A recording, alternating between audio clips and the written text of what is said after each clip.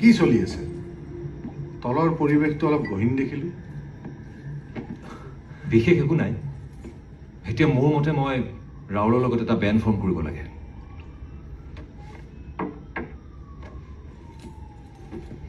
আপুনিয়ে কওকচোন, ইমান কষ্ট কৰি নিজৰ কাৰণে এইখিনি নাম কমাইছোঁ, পইচা বনাইছোঁ, এতিয়া যদি নতুনকৈ এটা বেণ্ড ফৰ্ম কৰোঁ, আকৌ জিৰ'ৰ পৰা ষ্টাৰ্ট কৰা। ৰাহুল? ৰাহুল কোন?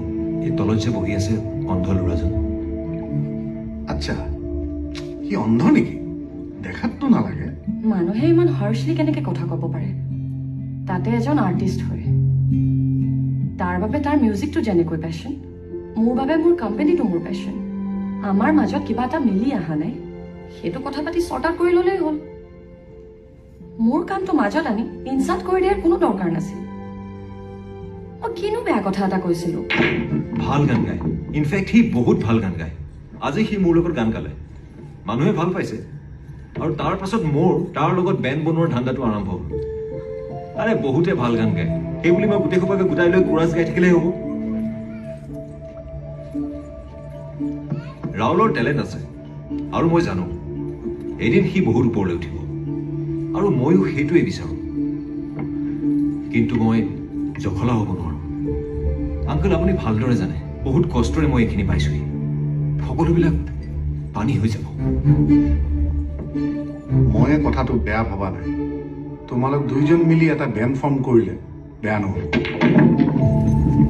আপুনি তেনেকৈ কৈছে? আপুনিতো বিজনেছ ভালকৈ বুজি পায়, তাৰ পাছত মোৰ লাভ নোহোৱা কাম এটা আপুনি মোক কিয় কৰিব কৈছে? বিজনেছ বুজি পাওঁ কাৰণেতো কৈছোঁ, আৰু এতিয়াতো you are like part of the family. এটা কথা কোৱাচোন, এজন আৰ্টিষ্ট কেতিয়া এজন ডাঙৰ আৰ্টিষ্ট হয়? মই ঠিক বুজা নাই। ইমান ধুনীয়া গোৱা তুমি, মই বিচাৰোঁ সকলোৱে তোমাৰ গান শুনক। মইনো কি ভুল কথাটো কৈছিলো ৰাহুল? বিটলছ, বিজিজ, এনেকুৱা বহুত বেণ্ড আছে য'ত তাতকৈ বেছি মেল ছিংগাৰ থাকে। আৰু বিটলছৰ ৰেকৰ্ড জানাই। তোমাৰ সপোনবিলাক অকল তোমাৰেই। আনৰ কথা শুনি তাক ধ্বংস নকৰিবা, ৰৈ নাযাবা। এবাৰ কল্পনা কৰি চোৱাচোন, এজন এষ্টাব্লিছ ছিংগাৰ, ষ্টাৰ, এজন ভাল গান গোৱা অন্ধ ল'ৰাক এটা ভাল জীৱন দিবৰ কাৰণে আকৌ জিৰ'ৰ পৰা আৰম্ভ কৰে। Wow, what a story. Neel এজন জনপ্ৰিয় গায়ক, ৰাতিটোৰ ভিতৰতে আ লিভিং লেজেণ্ড, এ কাল্ট।